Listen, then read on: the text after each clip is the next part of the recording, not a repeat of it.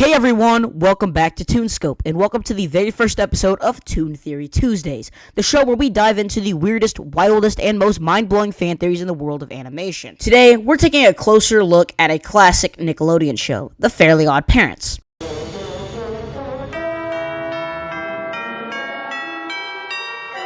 On the surface, it's a lighthearted cartoon about our miserable kid who gets magical godparents to grant his every wish. But what if there's more to it than that? What if the magic isn't real at all? What if Cosmo and Wanda are just a coping mechanism? Let's be real here. Timmy Turner has a pretty rough life. His parents are completely neglectful, constantly dumping him off on the world's worst babysitter. Vicky literally tortures him. Hey, where am I? What am I doing here? And why aren't you miserable? He's bullied at school, ignored by adults, and lives in a world where no one really listens to him. Hey, guess what, Timmy? We're grading you on your performance. We're giving you an A-. An A-? App. Questioning your grade? That gets you a B.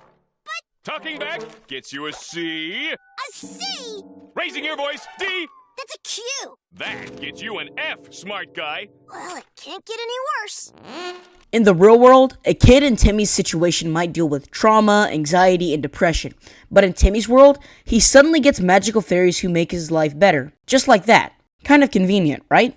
This theory suggests that Cosmo and Wanda aren't actually magical beings. They're a creation of Timmy's imagination. I wish Cosmo and Wanda would have a baby. They represent his mind's way of dealing with pain. A fantasy escape. Think about it. Every time something in Timmy's life goes horribly wrong, his fairies show up and fix it. When he's alone, they appear. When he's scared, they comfort him. It's the kind of safety net a traumatized kid might create to feel in control again.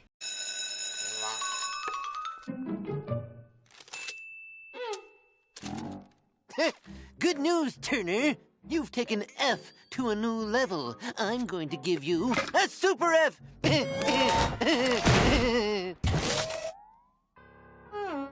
Even their personalities are telling. Wanda is nurturing, protective, and wise, almost like a mother figure Timmy doesn't really have. Cosmo is goofy, chaotic, but loving. A friend and distraction rolled into one. Together they give him both emotional support and a reason to laugh. Let's talk about the rules. In the rules, it says that if a child no longer needs the fairy godparents because their life improves or they become mentally stable, they lose them. That's not just a plot device, it's very telling. It's like saying, once Timmy no longer needs to escape into this fantasy, it disappears. That's exactly how dissociative coping mechanisms work in psychology. When the real world becomes manageable again, the imaginary comforts fade. Even worse, there's an episode where Timmy wishes he could forget about his fairies, and then he actually does. In the first episode of the very first season, we see that Timmy actually almost loses his fairies because he wishes he's an adult. Okay, chop. Somebody in this room has to go help the new kid. What? No! I've lost my home, my hair, and now my godparents. He forgets the only two beings in his life that truly care about him. In real-life trauma, it's not uncommon for people to block out entire memories as a way to protect themselves emotionally. Now here's where it gets darker. What about the other kids with fairies, like Chester or AJ? Could it be that they are also using fantasy to cope with their own traumas? Chester lives in a trailer with a failed baseball player dad who wears a paper bag over his head. AJ is brilliant but often pressured to succeed. These kids, like Timmy, have their own struggles. The idea is that the fairies aren't exclusive to one child, but instead it represents a universal mechanism for coping, tailored to each child's emotional needs. And what about Jorgen von Strangle, the fairy enforcer? He's strict, powerful, and always threatening to take away the fairies. If this theory holds up, Jorgen could symbolize the reality trying to break in. He's the adult voice, the mental boundary reminding Timmy, this isn't real, you can't live in this forever. He literally comes in when Timmy tries to abuse the fantasy too much, when his imaginary escape starts interfering with real-life consequences.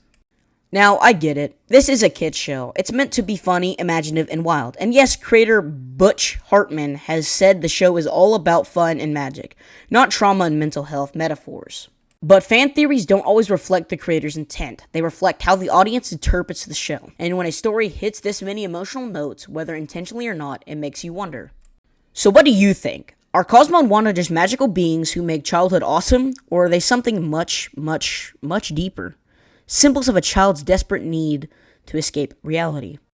Let me know in the comments, and if you've got a favorite cartoon theory, drop it below. Who knows, I might cover it next. Thanks for watching the first ever Toon Theory Tuesday here on Toonscope. Make sure to like, subscribe, and hit the bell so you never miss an episode, because we've got a lot more mind-blowing cartoon theories coming your way.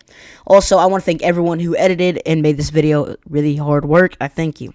And remember, here at Toonscope, we analyze things one frame at a time. And end.